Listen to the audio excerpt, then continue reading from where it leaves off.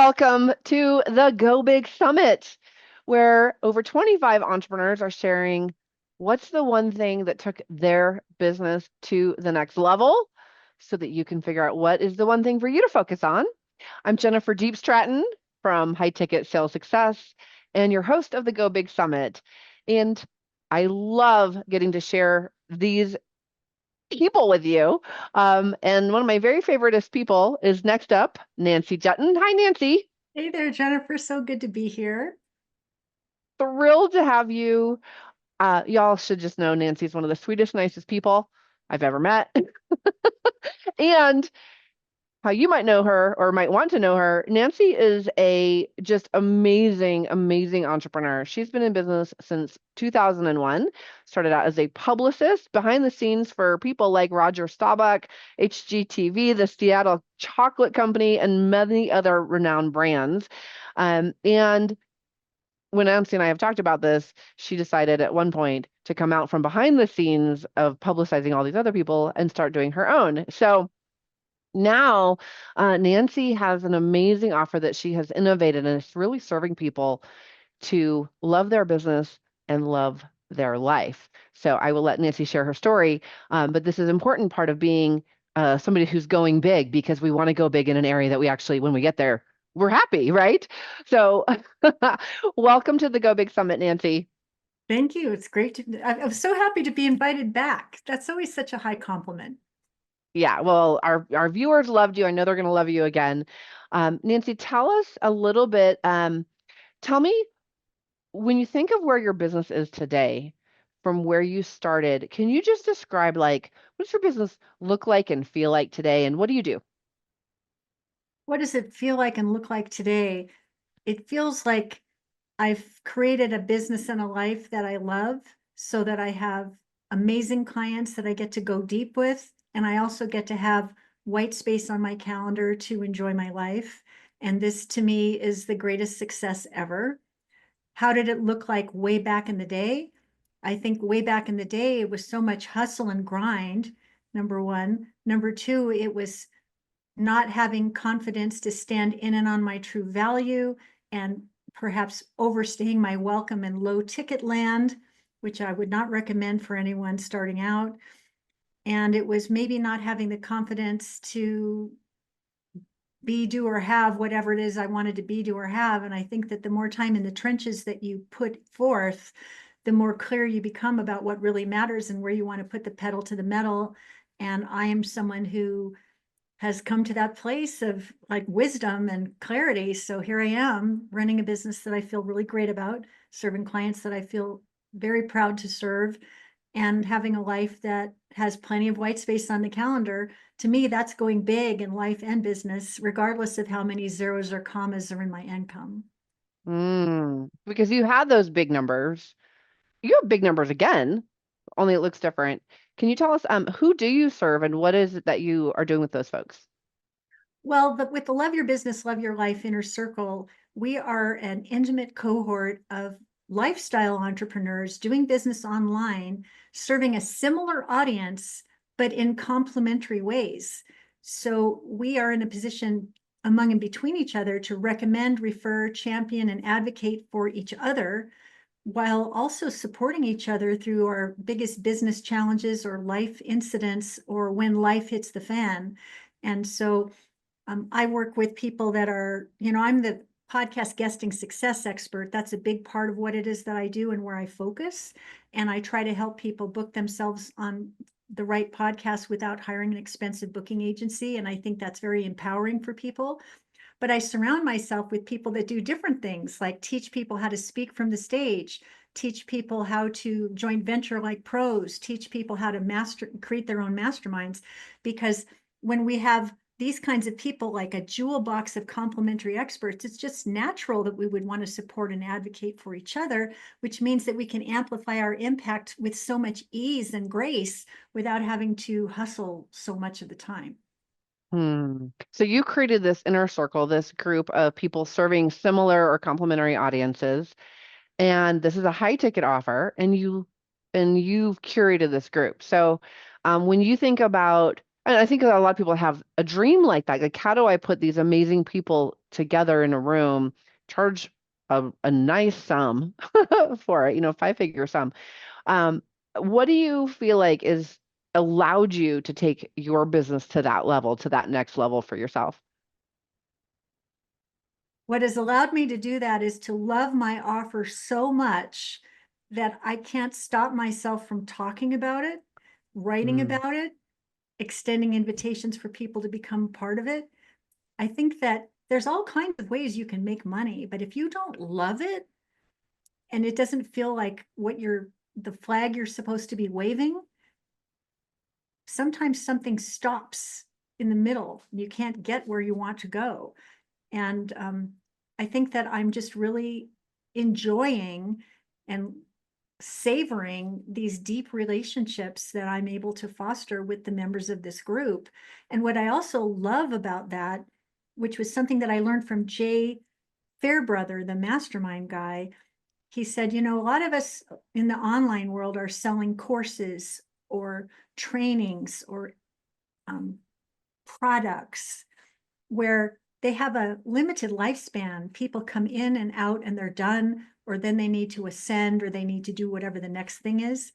When you run a mastermind and you run it well, people don't just want to cycle in and cycle out. They want to stay for multiple years at a time.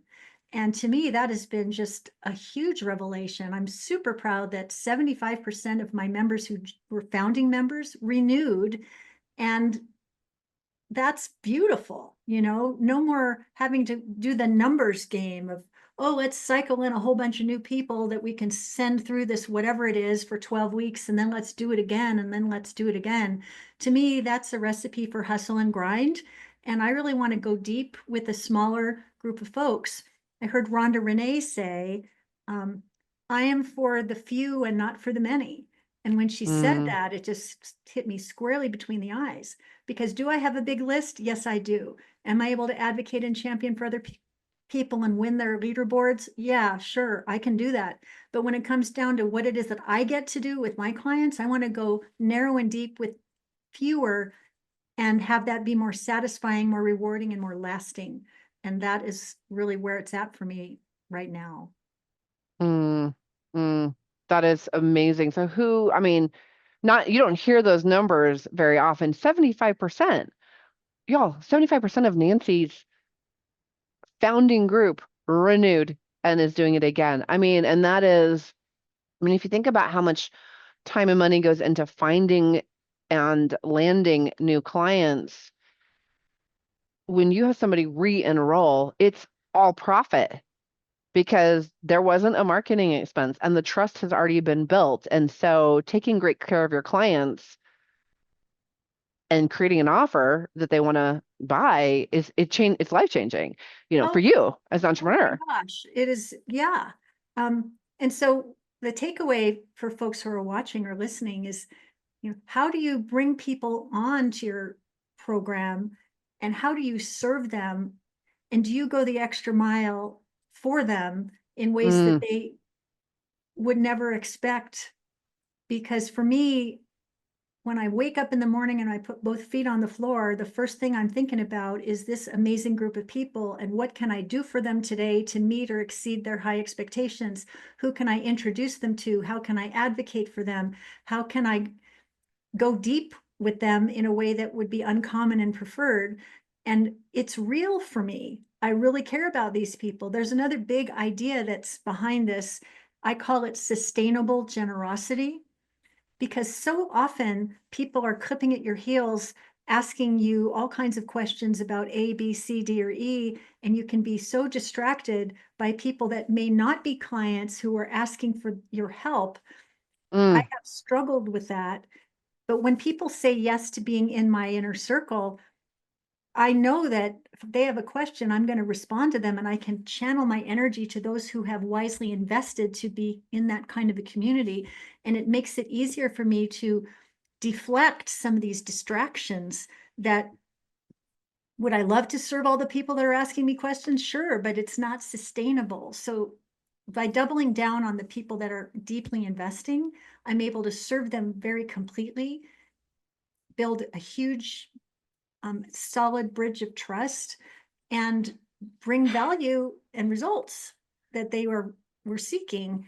And everyone else can come in at some later point, but sustainable generosity. How long can we do whatever it is that we're doing without burning out? I can do this for the rest of my life and feel great about it. And Mm. I love that. It's amazing. And so, I think this is such an important topic for this summit because as we're going big, I mean, you can hustle and you can grind, and maybe that is part of it. I don't know. I mean, maybe it doesn't have to be, I don't know, but it's such a common way that we approach it. It's like, how much harder do I have to work?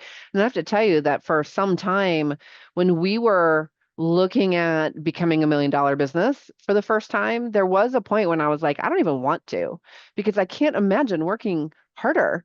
Like there are no more hours left in the day, and I'm not willing to sacrifice anything more than I already have. And so I think you've found this way of being able to create a really great business, a great income, and most importantly, like a great life. Because that's why we're here anyway, right? Like for sure, there's people that are just here for the money, but I think most people watching the summit, it's not just the money. It's because we want to love what we're doing. We only have a certain number of days. I mean, Well, and if I think you know this, that in 2022, I had a health issue that was very, very confronting. And I think that anyone who's crossed a black cat in their path, you either get the wake up call that the rest of your life needs to be the best of your life, or you don't. And when I came out of that challenging situation, I thought, I don't have the luxury to wait to get the rest of my life and business going in a direction that feels aligned and congruent with what I want to do. It's now or never. And I think if everyone pretended that life was crossed by a black path, a black cat, what would you do differently starting tomorrow so that you could be in pacing and grace instead of hustle and grind and still have the kind of life and business that would be rewarding and satisfying to you? It's such an important question to ask, don't you think? yeah. I probably didn't think about that 10 years ago, but every day that I wake up and I'm still alive and my husband's still alive, I'm like, oh, yay, yay me. Yay us, like it really is a thing. And then, but I don't think it's too early to start thinking about those things. Well, Um, uh, every day it seems like, I mean, I'm a huge hearted person and my heart just aches, but so and so had a car accident. The whole thing fell apart. So and so fell down a flight of stairs, can't work. So and so got diagnosed with some crazy illness. The whole rest of her life is going to be a whole lot different than they were thinking. mm, Like, what do you really want to create? Who do you really want to work with? What's special, different, and preferred about what you can bring to those people? And how can you show up and serve in a way that they feel your support so unrelentingly that they can't stop themselves from staying? And that's kind of what goes on for me with my inner circle. I love leading it. And it's different than when I was teaching courses and selling products, which I still do. But it's deeper and more satisfying and less transactional. And I think it mm, also satisfies the need that so many of us have to have deeper community and to escape the isolation that some of us feel going it alone.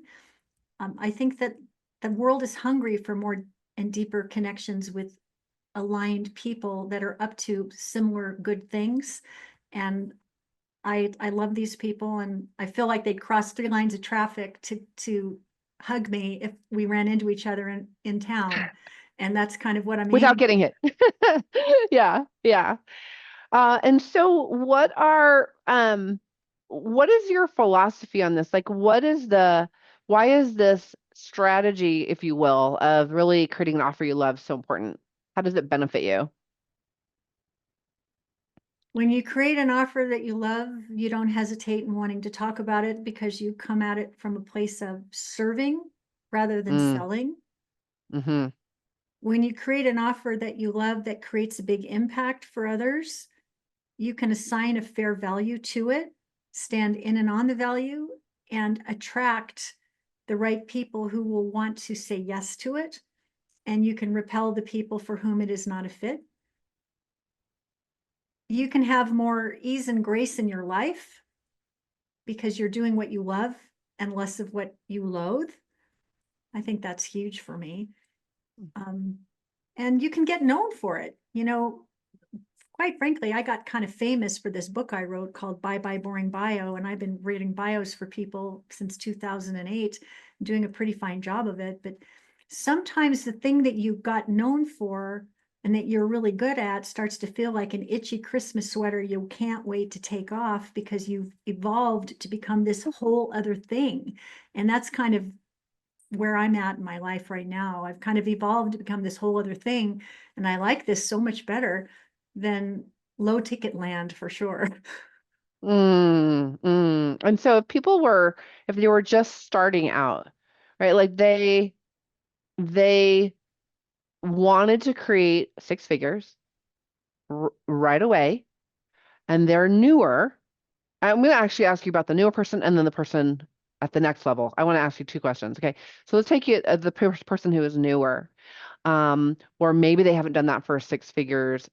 And I'm going to talk about numbers because we're in the Go Big Summit, and part of going big is numbers. What would you recommend? How would you do it if you were starting over? What would you say to somebody in that situation? I would say, and I really mean this from the bottom of my heart, enroll in some of Jennifer Diepstraten's programs about creating high ticket sales success because she will create a huge mindset shift for you right out of the gate that will allow you to focus where you can drive revenue in ever escalating amounts right out of the gate. That would be my first recommendation. Thank you, Nancy. Did not think she was gonna. That's not what's in my notes, but thank you. Thank you. Yeah. I would definitely do that. And if it's not, find a model of someone who is doing something that you love that's already succeeded because success leaves clues. Number three, please don't circle the drain with low ticket offers that require huge audiences of people to be participating or following you in the early going. The fastest path to the cash is to serve people at a high level at a premium price right out of the gate. Sometimes people don't have the confidence to do that. They don't have the moxie to do it. They don't have the know-how to do it. But like what you think about, you bring about. So like kick some of that stuff to the curb as soon as you can and surround yourself with people who have already done it so you can accelerate your path. That's what I would say to someone who was just starting out. And I'd say Mm. that if that's what I would say to myself, having been at this since 2001. I made all those mistakes myself. I've overstayed my welcome in low ticket land. If I had it to do over again, I would have washed that right out of my hair. But here I am, and I can speak about it very plainly. Don't do that.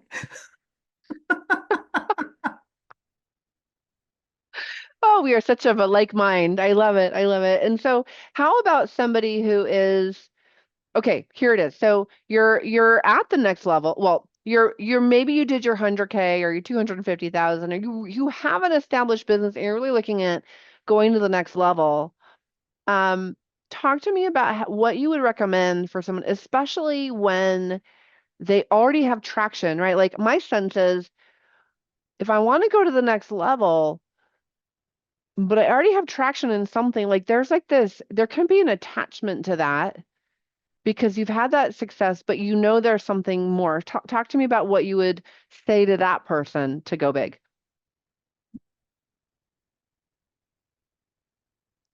I don't know if you're the person who said this first or if it was an, but if someone who we both know said that we're all meant for more, we're meant for more.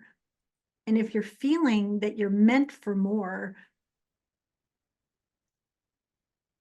listen. I mean, just listen. That would be the thing. I think that, you know, quite candidly, I mean, I'm not building an 8 or 9 or a 10-figure business. It's a lifestyle business at this stage of my life. I don't apologize for that. But sometimes, I mean, you don't want to throw out the baby with the bathwater. But I'll tell you this story that might be relevant. There's this very successful entrepreneur named Allie Brown, and she had this program called the Millionaire Protege Club. And I joined it when I was first starting my business because I wanted to get to 6 figures fast. And I thought she could help me do it. And she absolutely did. But I remember when she was leading that program, she also was known as the e-zine queen. And she was teaching people about how to create e-zines that would become cash registers. And I Like remember her a like a newsletter, like an online electronic newsletter. Okay. E-zine, like a magazine, but an E. Okay. yeah, and she made this announcement that she was letting it go so she could put her focus on something to which she felt a greater calling. And I remember at that age and stage of my life, I thought, oh my God, she's got this cash machine and she's letting it go. I don't understand that. But now it's like 20 years later, I get it because it felt like too small of a space for her to hold, given what she was intended to do. She was meant for more, so she gave herself permission to do it. And I think that if what you're doing feels like an itchy Christmas sweater you can't wait to take off, you have to consider what you're meant to do. And if you're meant for more, get specific and terrific about what that looks like and find some courage and go do it.